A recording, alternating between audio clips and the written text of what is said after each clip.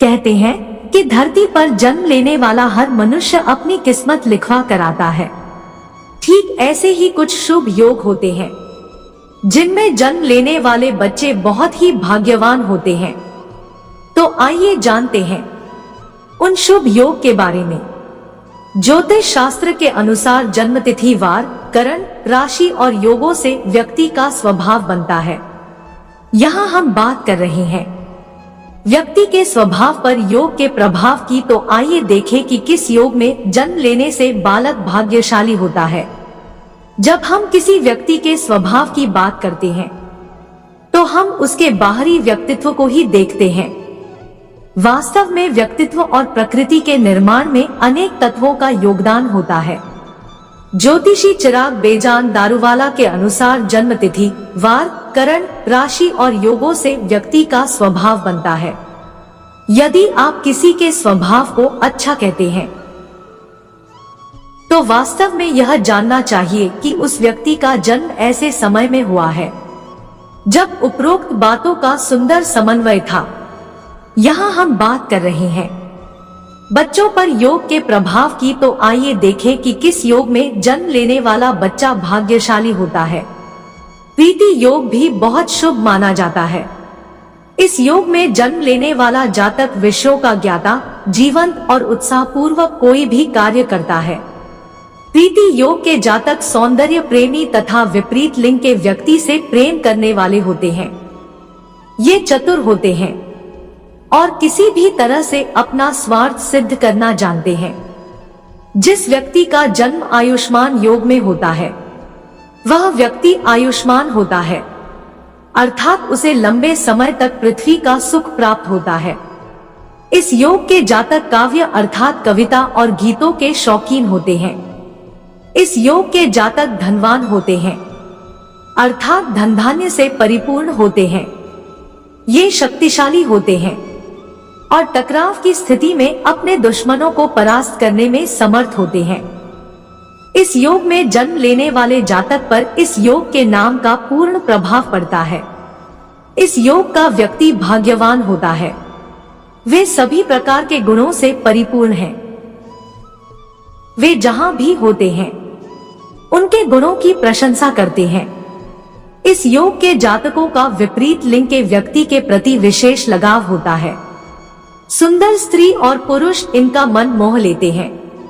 धृति योग में जन्म लेने वाले व्यक्ति में बहुत धैर्य होता है।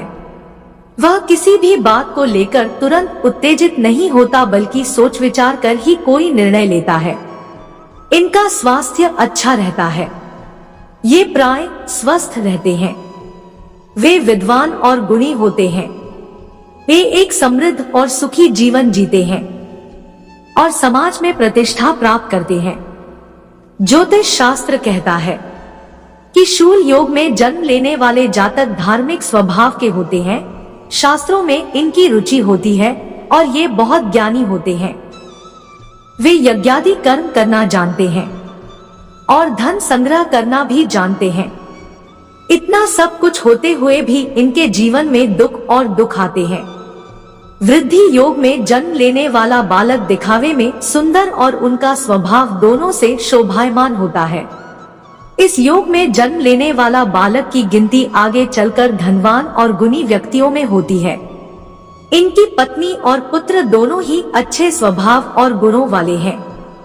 वे पराक्रमी और शक्ति से संपन्न होते हैं और सांसारिक सुखों का आनंद लेते हैं। इस योग में जन्म लेने वाला व्यक्ति सभी प्रकार के कार्यों को करने में निपुण होता है। ये काफी टैलेंटेड होते हैं और इन्हें समाज से सम्मान मिलता है। ये अपने गुणों और कार्यों के लिए संसार में विख्यात है। हर्षण योग बहुत ही शुभ माना जाता है।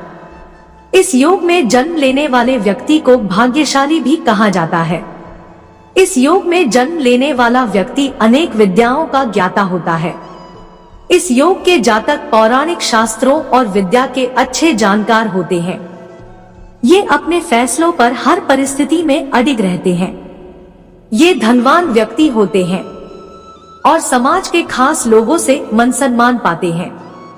वज्र योग में जन्म लेने वाला जातक वज्र के समान ही बलवान और शक्तिशाली होता है।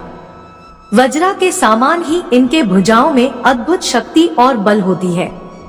ये अनेक प्रकार की विद्याओं में निपुण होते हैं तथा अस्त्र शस्त्र चलाने में निपुण होते हैं।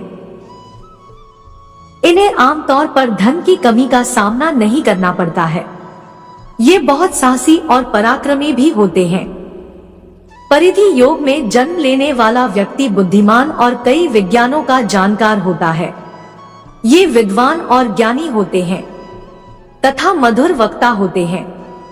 ये अपने गुणों और कार्यों से कुल का नाम रोशन करते हैं और सांसारिक सुखों का लाभ उठाते हैं। जिस व्यक्ति का जन्म शिव योग में होता है वह व्यक्ति अत्यंत बुद्धिमान होता है और जीवों का कल्याण चाहता है। वे स्वार्थ के वश में नहीं होते और दूसरों के लिए अपनी इच्छाओं और हितों का बलिदान कर देते हैं। वह सच्चे दिल के इंसान है। अपने साधु स्वभाव के कारण इन्हें समाज में बहुत सम्मान प्राप्त होता है।